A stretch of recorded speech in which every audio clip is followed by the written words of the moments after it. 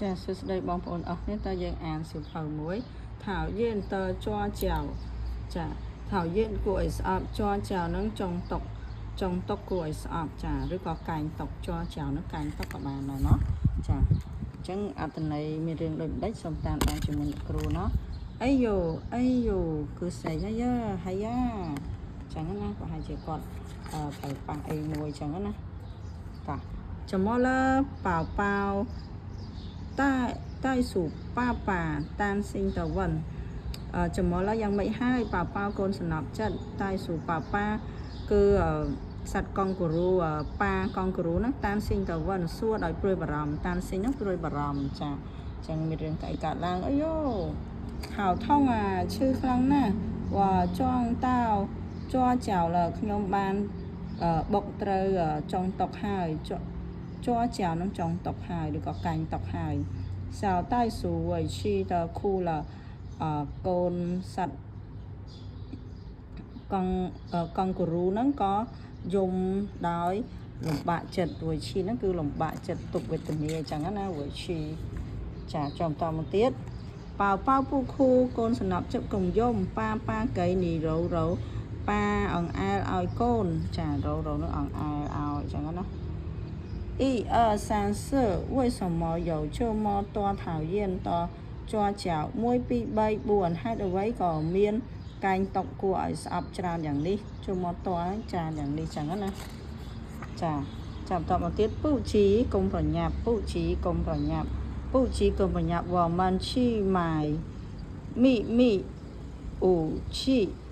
ពួកយើងទៅទិញឧបករណ៍សម្ងាត់មីហ្នឹងមីហ្នឹងគឺសម្ងាត់ចាឧបករណ៍ចាបន្តមកទៀត是什么秘武器តើគឺជាឧបករណ៍សម្ងាត់អ្វី小袋鼠很好奇កូនសត្វកង់ហ្គូរូហ្នឹងគឺឆ្ងល់យ៉ាងខ្លាំងហៅឈីហ្នឹងគឺឆ្ងល់យ៉ាងខ្លាំងចាអញ្ចឹងប៉ាហ្នឹងក៏ថាទៅទិញឧបករណ៍សម្ងាត់ចាឧបករណ៍សម្ងាត់អ្វីប៉ាហ្នឹងគឺឆ្ងល់យ៉ាងខ្លាំងเนาะចាចាំតមកទៀតប៉ា带着小袋鼠来到超市ប៉ាក៏នាំកូនសត្វកង់ហ្គូរូហ្នឹងមកដល់ផ្សារទំនើបឆៅសឿហ្នឹងគឺផ្សារទំនើបចាដល់ផ្សារទំនើបទិញអីអញ្ចឹងយើងមើលទាំងអស់គ្នាណាដល់ផ្សារទំនើប看这个这是专门给抓脚准备的小礼帽小袋鼠决定回家后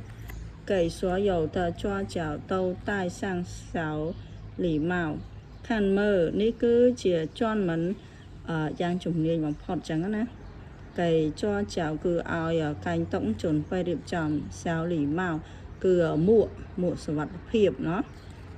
សៅលីម៉ៅហ្នឹងគឺមួកការគូសំណាហៅមួកការពារចឹងណា小袋鼠决定回家后កូនសត្វកង់ហ្គូរូសម្រាប់ចិត្តថាពេលត្រឡប់ទៅផ្ទះហើយ给所有的抓脚គឺឲ្យកែងតុកទាំងអស់ហ្នឹងទៅតាយសាំងសៅលីម៉ៅគឺសុទ្ធតែពាក់មួកការពារចាអញ្ចឹងគាត់សម្រេចចិត្តដែរថាទៅដល់ផ្ទះពាក់មួកការពារគាត់ហ្នឹងកុំឲ្យបុកហ្នឹងបុកកែងតុកហ្នឹង哈渐的抓脚不见了哈កែងតុកដែលស្រួយហ្នឹងបាត់ហើយវ៉ាចាយពូផាថៅយានតជ័រចៅលគឺខ្ញុំមិនខ្លាចនឹងស្អប់កែងតុកទៀតទេអញ្ចឹងបិទទាំងអស់เนาะបិទទាំងអស់ហើយលេងខ្លាចអីគឺដើរយ៉ាងស្រួលហ្មងចាអញ្ចឹងបងប្អូនអស់គ្នារឿងហ្នឹងគឺចាប់ដំណឹងចាអរគុណបាយ